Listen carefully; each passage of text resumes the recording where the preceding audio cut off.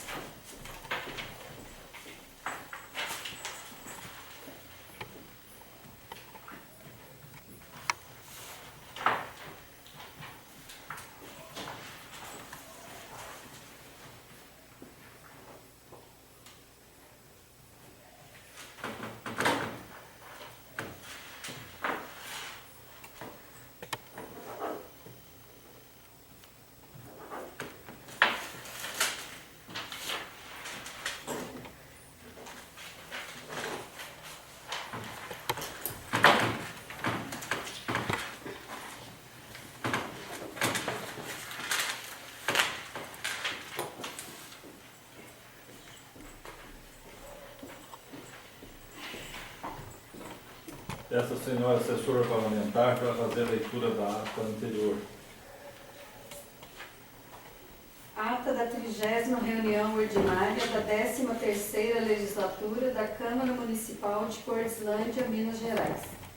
Realizada aos 20 dias do mês de agosto de 2013, às 19 horas, na sede da Câmara Municipal de Cordislândia, Minas Gerais, sob a presidência do vereador senhor Luiz Carlos de Paiva, que declarou aberta a sessão.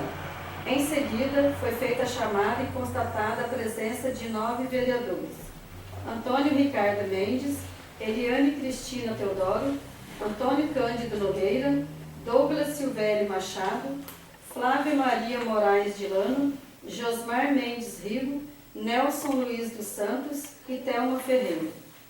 Havendo quórum legal, o senhor presidente pediu à senhora assessora parlamentar para fazer a leitura da ata anterior e, após lida, a colocou em discussão para sua aprovação.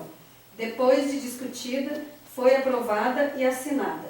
O senhor presidente perguntou aos senhores vereadores se gostariam de se inscreverem para fazer o uso da palavra.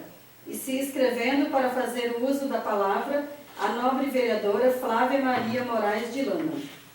Em seguida, o senhor presidente passou a ordem do dia, solicitando que a assessora parlamentar fizesse a leitura do projeto de lei número 13/2013, datado de 12 de agosto de 2013, que autoriza a implantação da extensão e distribuição de energia elétrica em área rural do município de Cordislândia, Minas Gerais, e da outras providências, bem como da manifestação jurídica e emenda corretiva para primeira e única discussão e votação, sendo aprovado por unanimidade. Em seguida, o senhor presidente solicitou da assessora parlamentar para fazer a leitura da emenda da redação número 01 ao projeto de lei número 12/2013 e, em seguida, coloca a emenda em primeira e única votação, sendo aprovada por unanimidade. Em seguida, o senhor presidente solicitou que o contador explicasse a respeito do convênio firmado com a Caixa Econômica Federal para se fazer empréstimo consignado, tendo em suas palavras o contador explicado que os empréstimos anteriormente feitos eram realizados através do convênio da Prefeitura Municipal e que todos os empréstimos dependiam de aval do chefe do Poder Executivo, e que agora não será mais preciso, e que também será facilitado a forma de pagamento. Em seguida, o senhor presidente pediu para a assessora parlamentar para fazer a leitura da manifestação da consultoria jurídica do exame do parecer prévio das contas do exercício de 2005, processo número 709600, gestão do prefeito à época, Manuel Antônio de Oliveira. E em seguida, coloco o parecer prévio em primeira e única votação, sendo aprovada por 8 votos. Eliane Cristino Teodoro, Douglas Silvério Machado, Josmar Mendes Rigo, Nelson Luiz dos Santos, Thelma Ferreira, Flávia Maria Moraes de Lama, Antônio Ricardo Mendes e Luiz Carlos de Paiva. E uma abstenção, Antônio Cândido Nogueira. Em seguida, o senhor presidente solicitou da assessora parlamentar que fizesse a leitura do comunicado número CM 201759/2013, datado de 9 de agosto de 2013, encaminhado pelo Ministério da Educação. Em seguida, peço à senhora assessora parlamentar para fazer a leitura do telegrama número referente 003317-MS-SE-FNS, datado de 13 de agosto de 2013, encaminhado pelo Ministério da Saúde. Em seguida, o senhor presidente cedeu a palavra à nobre vereadora Flávia Maria Moraes de Lama, que em suas palavras agradeceu ao senhor presidente pela atenção dispensada ao acatar seu pedido, para que a Câmara Municipal adotasse as contas salários. Em seguida, o senhor presidente informou que a próxima reunião ordinária será realizada no próximo dia 27 de agosto, no mesmo horário. E em seguida desejou uma boa noite a todos os vereadores e vereadoras e a população presente, colocando a Casa Legislativa à disposição de todos, declarando encerrada a sessão, do que para constar foi lavrada a presente ata, que depois de lida e discutida e aprovada, vai assinada pelo senhor presidente e demais vereadores. A ata está em discussão para sua aprovação.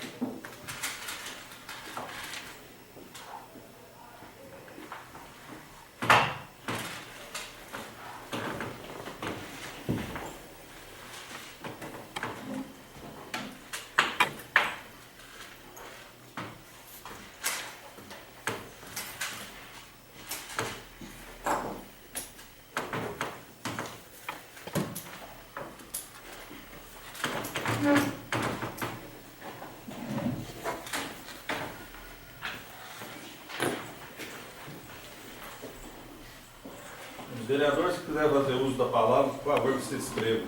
Então, Leandro. Não. Antônio, Josmar, Sr. Nelson. Chatão.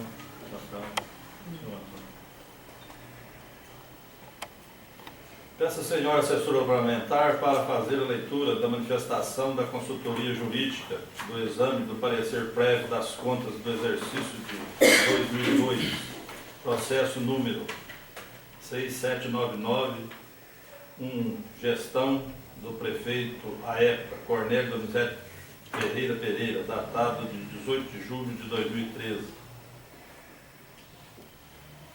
Manifestação da consultoria jurídica. Consulente, presidente da Câmara Municipal de Cordislândia. Assunto: exame do parecer prévio das contas do exercício de 2002, processo número 67991. Gestão do prefeito à época, Cornélio Donizete Ferreira Pereira. Data 18 de julho de 2013. Consulta o senhor presidente da Câmara Municipal de Cordislândia, vereador Luiz Carlos de Paiva, sobre o parecer prévio do Tribunal de Contas de Minas Gerais, referente à prestação de contas do exercício de 2002, gestão do prefeito à época Cornélio Donizete Ferreira Pereira. a Constituição Federal ao se referir às contas prestadas pelo Executivo, Presidente, Governador ou Prefeito a serem prestadas anualmente, situa-os como representantes da pessoa jurídica de direito público interno, membro da Federação. A prestação de contas não é, pois, de contas de responsabilidade do Poder Executivo, mas do Governo, com o que se apresenta de modo unitário e global com relação a todos os poderes e órgãos administrativos. Isso porque a prestação de contas é o reverso do sistema orçamentário. Prestam-se contas para que se verifique, antes de tudo, se houve cumprimento da Lei de Diretrizes Orçamentárias e Lei do Orçamento Anual, no que se refere à área municipal. Na condição de agente político e chefe do Executivo Municipal, o prefeito é responsável pelos atos que, no desempenho de suas funções, pratica, omite-se de praticar ou faz de modo inconveniente do ponto de vista legal. E a partir daí vem a sua responsabilidade de prestar contas. A prestação de contas no âmbito municipal é feito à Câmara Municipal, que julgará, depois de lançado o parecer prévio do Tribunal de Contas, Estado ou dos municípios ou dos conselhos, segundo o estabelecido no parágrafo 1º do artigo 31 da Constituição Federal. É oportuno que se esclareça que somente os municípios de São Paulo e do Rio de Janeiro possuem tribunais de contas municipais.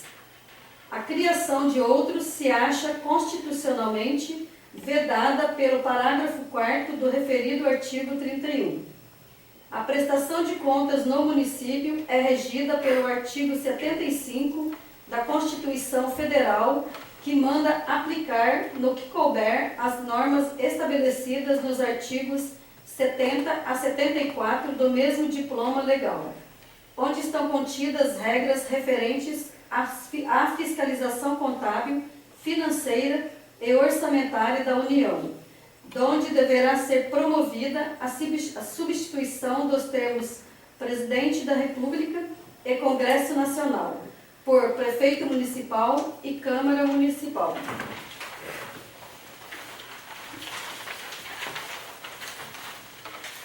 Numa congregação harmônica com as normas constitucionais, a matéria é igualmente regida por leis ordinárias, tanto federais como estaduais. Entrou em vigência em 4 de maio de 2000 a Lei Complementar número 101, que estabelece normas de finanças públicas voltadas para a responsabilidade na gestão fiscal e da outras providências. No Estado de Minas Gerais, a disciplina fica por conta da Lei Complementar número 33, de 28 de junho de 1994, Lei Orgânica do Tribunal de Contas, e a Constituição do Estado de Minas Gerais disciplina a fiscalização e controle por meio dos artigos 73 a 82. Seguindo todos os preceitos constitucionais e normas infraconstitucionais, o administrador municipal não encontrará qualquer obstáculo para a aprovação de suas contas. Ocorrendo qualquer dificuldade perante o Tribunal de Contas do Estado ou da Câmara Municipal, poderá efetuar os esclarecimentos necessários à sua defesa. Analisando o parecer prévio, a Corte de Contas emitiu parecer no sentido da rejeição das contas, pelo fato do repasse do duodécimo à Câmara Municipal ter sido a maior, a qual resultou do voto do conselheiro relator aprovado por unanimidade do Pleno. O voto foi o seguinte: considerando as informações contidas nesses autos, as razões apresentadas e o parecer do Ministério Público, junto ao Tribunal de Contas, voto pela emissão do parecer prévio pela rejeição das contas anuais do Cornélio Donizete Ferreira Pereira, prefeito de Cordilândia, relativas ao exercício de 2002, embasando-me no artigo 45, inciso 2 da Lei Complementar Estadual número 102/08, em razão do repasse efetuado a maior ao Legislativo Municipal no valor de R$ 31.363,16, representando 1,45% da receita base, descumprindo o limite constitucional. Ressalva-se que a contribuição ao Fundef está inclusa para fins da base de cálculo. Na parte que pertencia ao Tribunal de Contas analisar, isso já foi feito através da emissão do parecer prévio, cabendo apenas e tão somente à Câmara Municipal exercer sua função constitucional, que é o julgamento das contas. Detém o Poder Legislativo Municipal a função fundamental de fiscalização contábil, financeira, orçamentário, operacional e patrimonial do município. Assim reza o artigo 31 da Constituição Federal. A fiscalização do município será exercida pelo Poder Legislativo Municipal, mediante controle externo, e pelos sistemas de controle interno do Poder Executivo Municipal, na forma da lei, isto é, na forma da Lei Federal número 4.320, de 17 de abril de 1964, cujos artigos 76 a 80 disciplinam o controle interno da administração municipal. O controle externo de competência da Câmara Municipal será exercido com o auxílio dos tribunais de contas dos estados ou do município ou dos conselhos de contas dos municípios, onde houver parágrafo 1º, artigo 31. O parecer prévio emitido pelo Tribunal de Contas sobre as contas que o prefeito deve anualmente prestar é condição sine qua non para que a Câmara Municipal exerça na plenitude o controle externo. Parecer prévio, esse que só deixará de prevalecer por decisão de 2/3 dos membros da Câmara Municipal, parágrafo 2º, artigo 31. Assim é que as contas do Poder Executivo serão submetidas ao Poder Legislativo com o parecer prévio do Tribunal de Contas ou órgão equivalente. Compete exclusivamente à Câmara Municipal julgar as contas do Executivo Municipal, com base no parecer técnico prévio emitido pelo Tribunal de Contas. Incumbe à Câmara Municipal, no prazo legal estabelecido na Lei Orgânica, julgar as contas do prefeito com o parecer prévio do Tribunal de Contas, ou órgão equivalente. Inadmissível, até mesmo inconstitucional, disposição de lei orgânica prescrevendo que, não julgadas as contas no prazo legal, consideram-se as mesmas aprovadas ou rejeitadas, consoante o parecer prévio. Isto porque não existe aprovação ou rejeição ficta. O julgamento se impõe e com motivação em qualquer das duas hipóteses, rejeição ou aprovação do parecer prévio, observando-se o princípio do contraditório e de ampla defesa. Aprovadas as contas, o prefeito está liberado da responsabilidade administrativa ou político-administrativa referente às mesmas contas, ficando, no entanto, responsável pelos ilícitos penais ou civis praticados naquele exercício financeiro. Em sendo assim, compete à Câmara Municipal, o mesmo tribunal, não ter detectado irregularidades, verificar junto ao município se realmente as despesas foram efetuadas corretamente e se o produto da mesma foi comprovado. Advirto que a Câmara não poderá deixar de observar o princípio do contraditório e da ampla defesa. O ex-ordenador da defesa foi notificado para manifestar a respeito do processo de julgamento das contas perante a Câmara Municipal, que argumentou em síntese que foi passado para a Câmara o percentual ínfimo a maior de 1,45%, que não houve prejuízo ao erário, que se correu a seu favor o princípio da insignificância, haja vista que o percentual repassado a maior é de pequena monta, que houve devolução de valores para a Câmara para o município, da Câmara para o município. De fato, o percentual repassado a maior é insignificante, podendo, para tanto, ser considerado. O ex-ordenador faz menção em sua defesa sobre devolução dos valores da Câmara para o município, mas analisando os autos, isso não foi confirmado. Entendemos que a única irregularidade foi que o repasse é maior, que não caracterizou dano ou prejuízo aos cofres públicos. Diante disso, devem as contas ser aprovadas com ressalvas. O parecer prévio deve ser submetido à apreciação e deliberação do plenário, devendo obedecer ao quórum de 2/3 e em tudo observar na tramitação as disposições do regimento interno. Esta é a manifestação, salve maior juízo, que submetemos à apreciação do consulente e das comissões permanentes responsáveis para emitir pareceres. Consultoria Jurídica da VEMAG, Dr. Cláudio Antônio de Souza, assistente jurídico, Dr. Cláudio Henrique Maciel de Souza.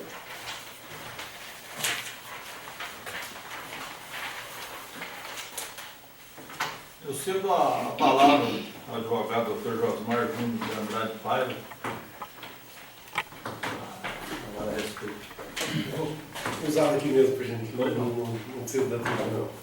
Boa noite a todos, muita gente que já me conhece, muitos vereadores já me conhecem. É um grande prazer estar aqui novamente. Eu advoguei pelos últimos 3 anos aqui, na presença do Carlinhos, do Nelson, do Ticó e do Douglas, que aqui não está hoje. É um grande prazer estar aqui novamente com vocês, em nome do presidente Luiz Carlos de Paiva, meu amigo Carlos. E eu cumprimento todos os demais vereadores. Alguns eu não conhecia e outros já conhecia, apesar de não estar aqui, como vereador, no caso da Flávia. E sempre estarei à disposição, sempre que precisar. Em 2008, se não me falha a memória, na presidência na época do Telinho, já teve eu fui advogado do Padre Cornélio, justamente no desmembramento desse processo, na época da cassação dele, houve desmembramento do período ele foi prefeito. Quando ele foi cassado, o João, que hoje é o vice do atual prefeito Juninho, continua administrando o município. E na época as contas foram aprovadas nesse período então, que era 2003. E hoje, o que está em questão, as contas de 2002. Muito bem colocado pelo meu amigo Cláudio, consultor jurídico da VEMAG e aqui emissor do parecer para o julgamento dos nobres vereadores.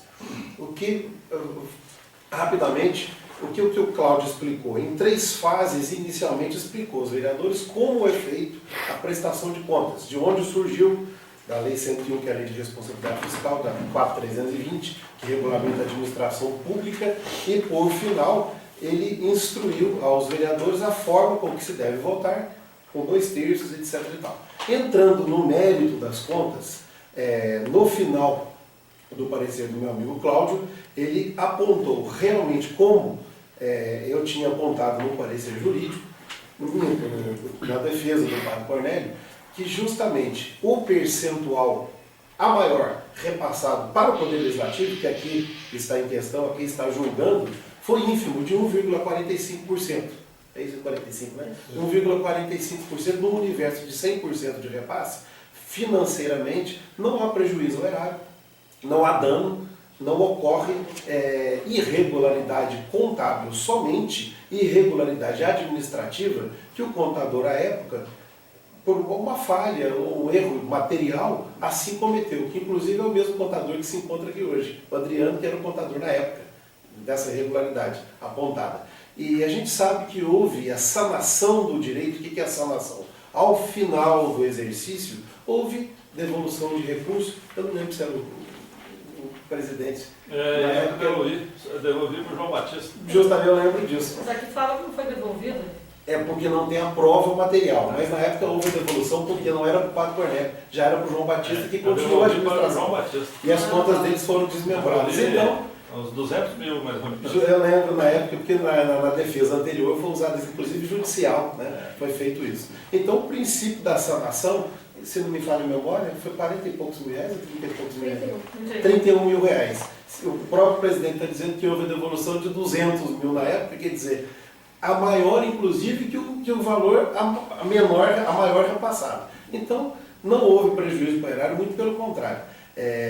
Dado a este fato, eu solicito, ao final, aponto pelo princípio da insignificância jurídica. O que é isso? Se o dano ao erário foi pequeno, de pequena monta, existe esse princípio vem desde lá de Marco Antônio e vem crescendo à luz do direito público para chegar nos dias de hoje. Se houve uma irregularidade sem causa, não houve desvio de verba, não houve prejuízo aos cofres públicos, o próprio presidente está dizendo que houve devolução até a maior, pelo princípio da insignificância, o gestor público deve ser absolvido das contas. O poder legislativo, que vocês muito bem representam, é o poder responsável pelo julgamento das contas. O Tribunal de Contas não. O Tribunal de Contas ele aponta as irregularidades, ele indica o exercício contábil, ele indica a forma administrativa de se julgar. Mas quem vai julgar são vocês. O Tribunal de Contas não é órgão julgador, e sim fiscalizador. Vocês sim são órgão julgador. Então, eu, em nome do Padre Cornélio, como procurador do Padre Cornélio, devidamente constituído na defesa dele, venho solicitar a vossas excelências que, culminando com o parecer da própria assessoria jurídica de vocês, muito bem apontado pelo meu amigo Cláudio, repito, a aprovação das contas. Ele solicitou com a ressalva. Ressalva, isso que eu queria perguntar. Ele solicitou com a ressalva. Eu solicito a aprovação sem ressalvas, dado o histórico aqui apresentado por mim, por escrito na defesa, pelo próprio Cláudio e pelo princípio da sanação do direito. O que é o princípio da sanação? Se houve uma irregularidade e esta irregularidade foi sanada, não existe mais a irregularidade. Este é o princípio da sanação. Então eu venho requerer a vossas excelências a aprovação das contas sem a ressalva apontada pelo meu amigo Cláudio. Muito obrigado a todos.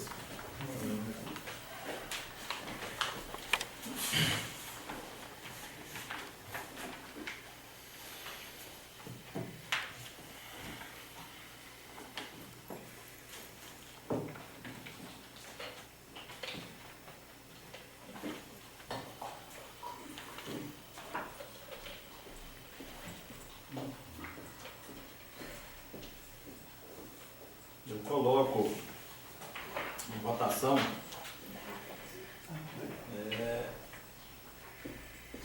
o parecer prévio, juntamente com a manifestação também da consultoria jurídica.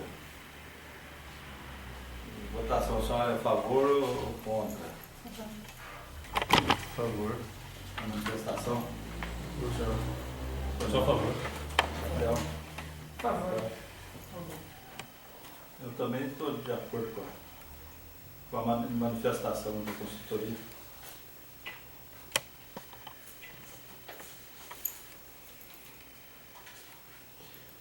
Peço à senhora assessora parlamentar que faça a leitura da indicação número 05/2013, datada de 27 de agosto de 2013, que seja estudada a possibilidade de se criar no município, no âmbito da Secretaria da Saúde, plantão de motoristas de ambulância nos finais de semana, feriados, dias santos e festividades. Esse ofício é de autoria do nobre vereador Douglas Silvério Machado. Eu coloco o referido em votação. O senhor é a favor ou contra? Senhor Antônio. Por favor. Senhor Osmar. Só a favor. Rafael. Por favor. Só a favor.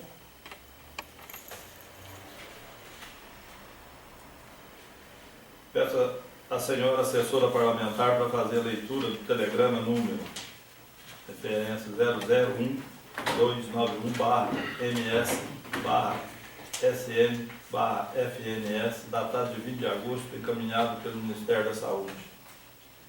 Telegrama. Ministério da Saúde, Secretaria Executiva, Fundo Nacional de Saúde. Brasília, Distrito Federal, 20 de agosto de 2013. Número de referência 001291-MS-SE-FNS. Senhor gestor, informamos a liberação de recursos financeiros do Fundo Nacional de Saúde em cumprimento ao artigo 1º da Lei nº 9.452, de 20 de março de 1997, conforme dados. Beneficiário: Fundo Municipal de Saúde. Programa: pagamento de agentes comunitários de saúde. Data da OAB: 19 de agosto de 2013. Valor bruto: R$ 8.550. OB número 2013, OB 828023, competência julho de 2013.